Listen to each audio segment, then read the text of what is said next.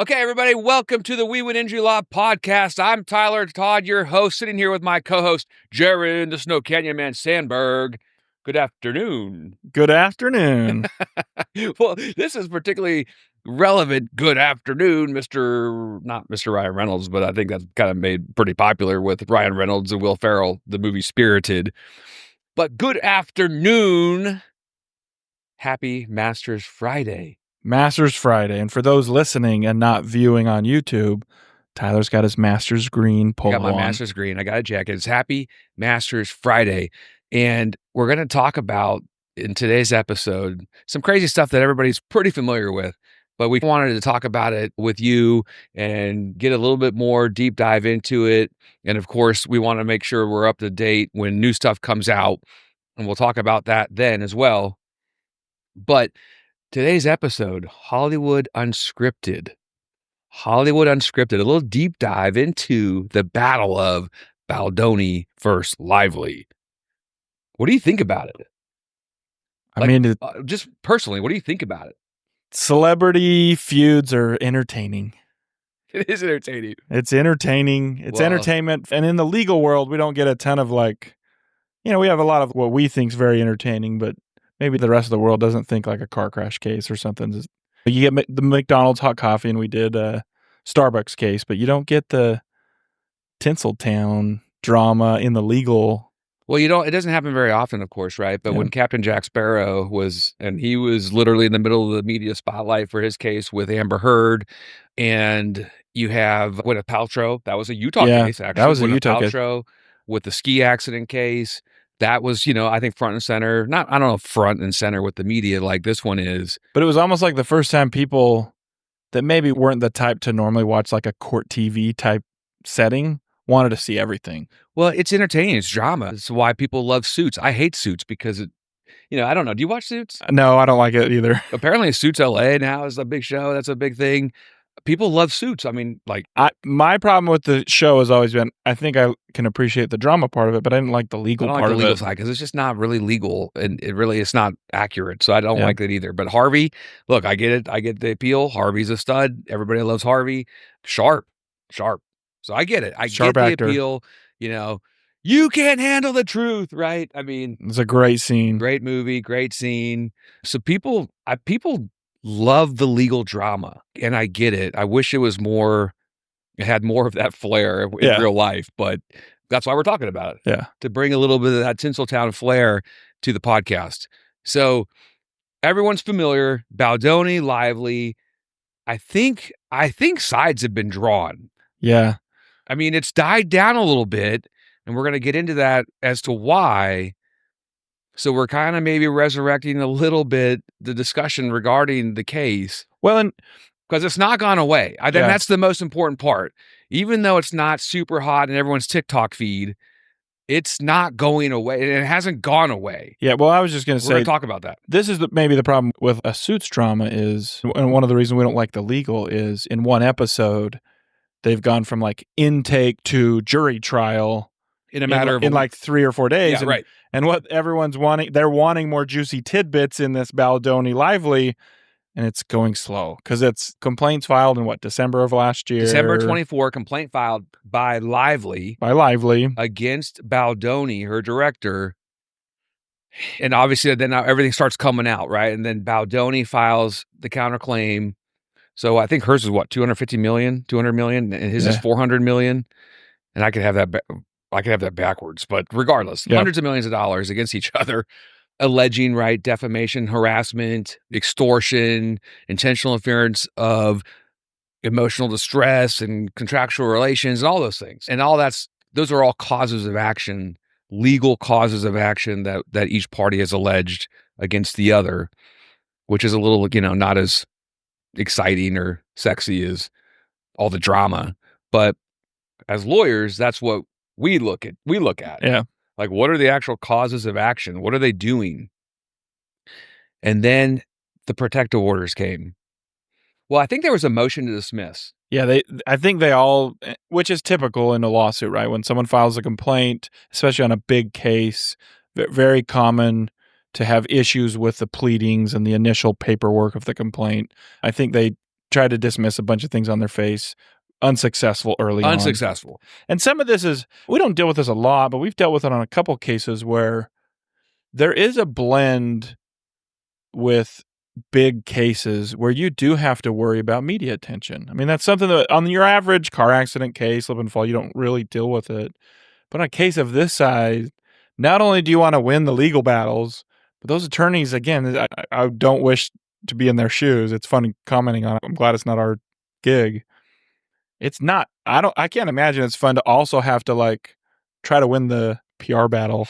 Well, yeah, I mean, you actually have to win in court, but you're also trying to win the court of public opinion, right? Because I kind of felt like maybe that Johnny Depp case, do you feel like before the trial, people were a lot more open to Amber? I mean, again, I know that Johnny Depp was more famous and more popular, but I almost felt like at least my initial thoughts were that was more neutral, or maybe there was something bad that he had done. And then I felt like during that trial was really when public sentiment went away shifted from Amber to versus this Johnny case. Depp, yeah. I feel like maybe some of the initial reactions were maybe a little bit pro-Lively before totally. His own agency dropped him. Yeah. When she filed the lawsuit, and then it surfaced that the allegations that there was sexual harassment on his set, right? He was the producer of the movie. What's the movie? It Ends With Us. Yeah. And it's a great movie, actually. Well, it made a lot of money. It was like a $340 million movie. I've seen the movie. It's a great movie. Great acting. I thought Baldoni did a great job producing it. It's a great movie. So it's unfortunate that production quality of a movie and that the good of a movie has been overshadowed by all the drama. Yeah. And I think that's to his point, right?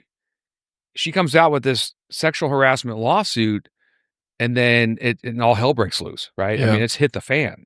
And I felt like the initial public reaction was very pro-Lively, right? Yeah, for sure. Overwhelmingly pro-Lively. And again, when you read it, and me and you have read through these, and we're looking at these complaints, and you're looking at the counter complaints. And I've always been a Lively fan. I'm not going to lie. I mean, my wife knows that.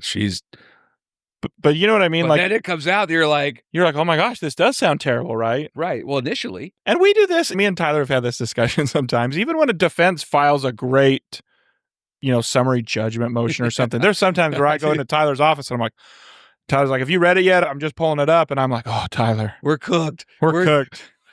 Gloom and doom, because it's persuasive. That's what attorneys, right? You're writing very persuasive legal arguments. I'm always like, calm down. Everyone says, it always says that. Of course, look, there's two sides of the cookie or the tortilla, however you look at it. Yeah. Everyone's got their perspective, and we have this conversation with adjusters and lawyers every day, right? Yeah. Okay, you have your perspective, we have ours. Respectfully agree to disagree. Yeah. So yeah, when those motions come in, it's like, oh my gosh, we're good. I'm always like, Tyler, I don't know, man. I think they got us. And then once we've drafted ours, and it takes time. We just did one the other day that was probably hundreds of pages by the end of it, and with exhibits, almost 1,000 pages. By the end of it, I was like, we got this. Yeah, you lock in, and you're like, we're fine. We're fine. They're cooked. But again, at first reading, and so I think that's what happened. At least my first reading of this is I looked at the complaint and I thought, okay, she's got some valid claims. These seem egregious at first glance. At first glance. And then you kind of, and all the text came out, all the communications came out. I think you had a lot of people, in fact, just as of a couple days ago. So I think he casted one of his friends as a doctor. And so I think she came out saying that the birthing scene at the end of the movie was unprofessional, and that would form part of her complaint. And now this friend or actor or whoever is also willing to testify that everything was above board and precautions were taken and she was adequately clothed and all everything met the industry standards of shoot the way that it was shot. And so you had this protective order that was filed, right? Because you do at first glance, and then everything, and then it hit the fan. Like we said, TikTok, Instagram, everything was going crazy. Candace Owens, I mean, the lines in the sand were drawn. And more, as over the last month, you've seen different celebrities come out and kind of like take sides as well. It's been interesting. Well, and this is where the PR gets so interesting. Is like we look at the legal fight, and sometimes you're like, okay, that's slow moving. But man, the PR shifted, and again, maybe that's great PR on their part. But well, the PR's fun, right? Because we all derive some entertainment from it. But at the end of the day, it doesn't really matter. It doesn't matter the legal fight. It doesn't really matter, and so that's why when they filed the motion to dismiss, and people were like, "Oh my gosh," I think I made a TikTok myself, like, That's not really what's happening. What they're trying to do is they're trying to dismiss his lawsuit. The court was like, we're not having anything of that. Yeah. There's no dismissal here. Everything, the pleadings were accurate or not accurate. The pleadings were sufficient and appropriate for what they are.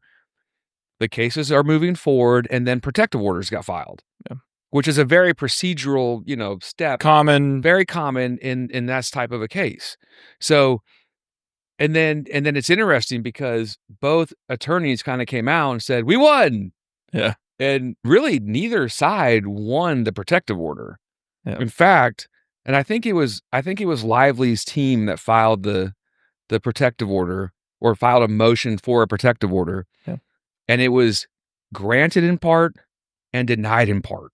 Yeah. And people don't really understand what that means, but well, I can tell you, Lively's part on the portion that was granted was like victory. Right, of course they're going to say and that. The part that was denied, Baldoni's team was like victory. Totally.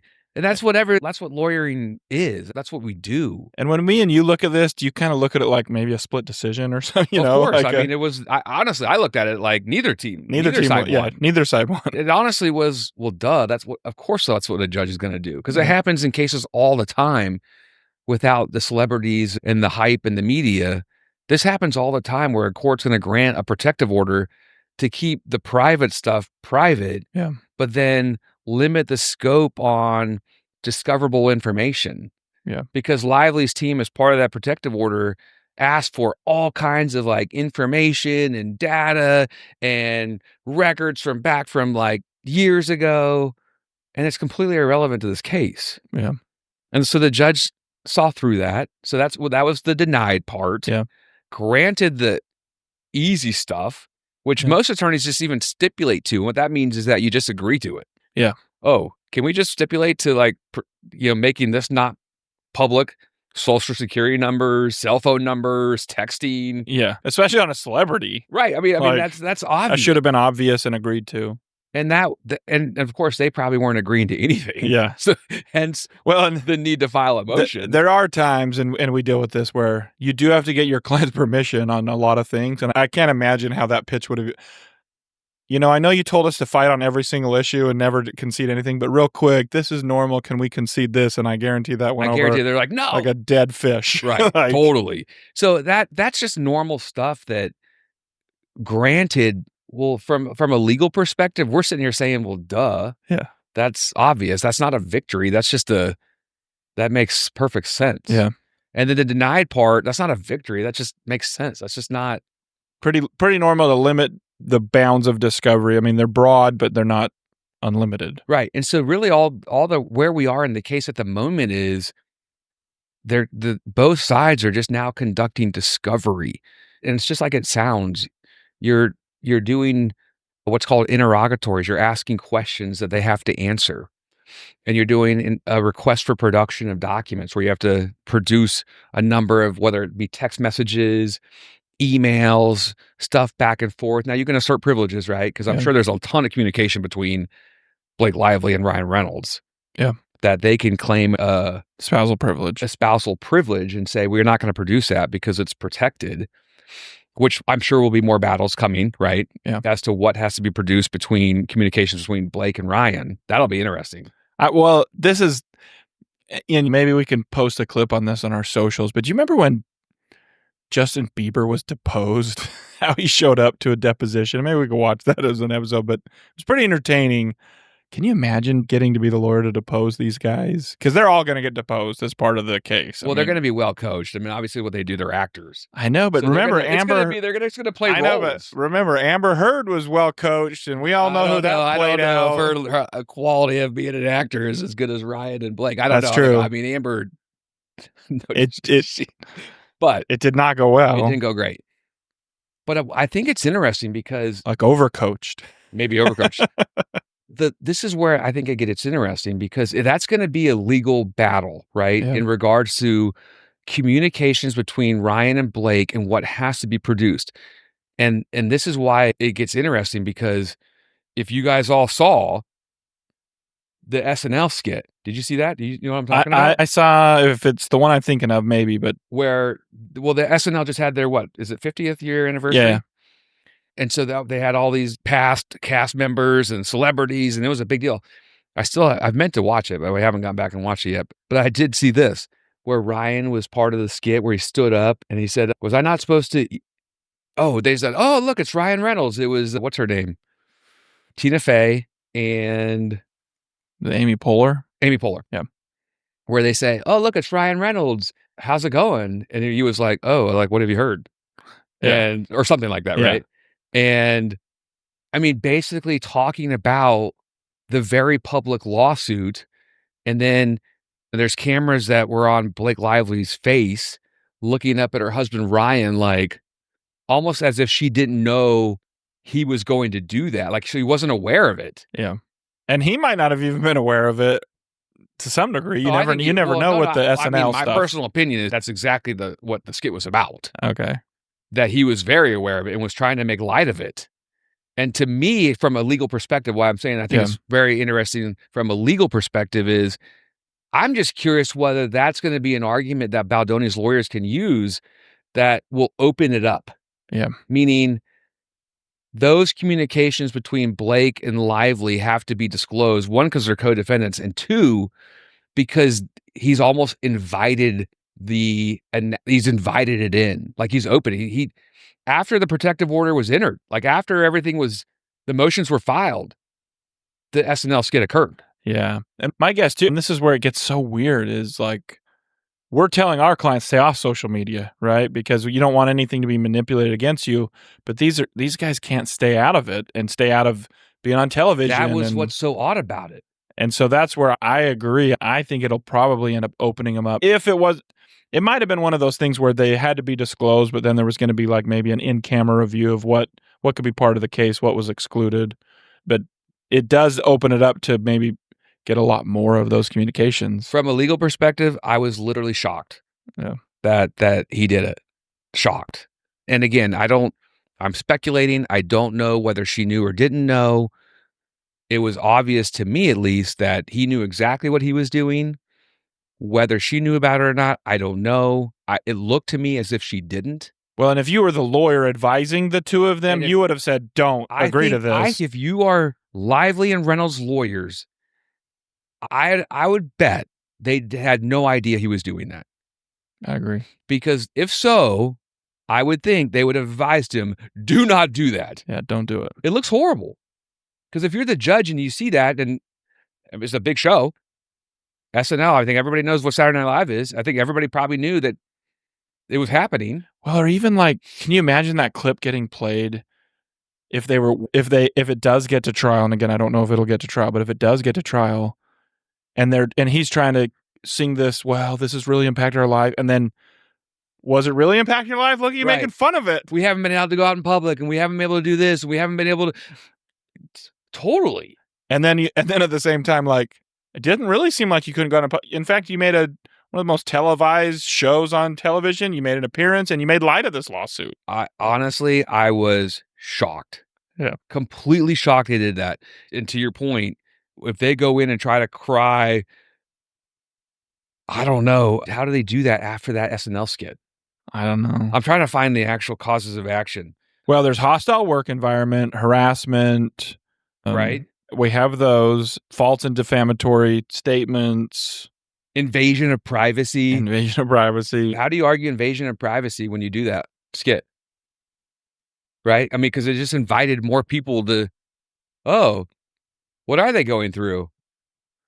If you didn't know about it, which you're under a rock if you don't. Now, maybe this was the PR team. Like, look, guys, we've lost the PR battle, so you can't do any worse. Maybe that was the line. Like, maybe it can't get worse. Maybe this helps somehow. Like, I don't know how it helps. I think everybody in the audience was like side-eyed and being like, did that just happen? Like, are they actually doing this? This is crazy. I think even Kevin Costner was like behind him, and they were all like, what are they doing? Like, who is this guy? I just can't. Quite honestly, I don't know if it's Blake Lively. I don't know. I think Ryan is the source of all this. That's my opinion. I think he got jealous, and I think he created this massive smear campaign against Baldoni for vengeance and jealousy, and that's really what it all boils down to. And I think it's either that coupled with that somehow filing this complaint and making it seem like almost the allegations of what happened in the movie were happening in real life. Yeah. To some degree would have amplified it. But then you saw all the Deadpool stuff, right?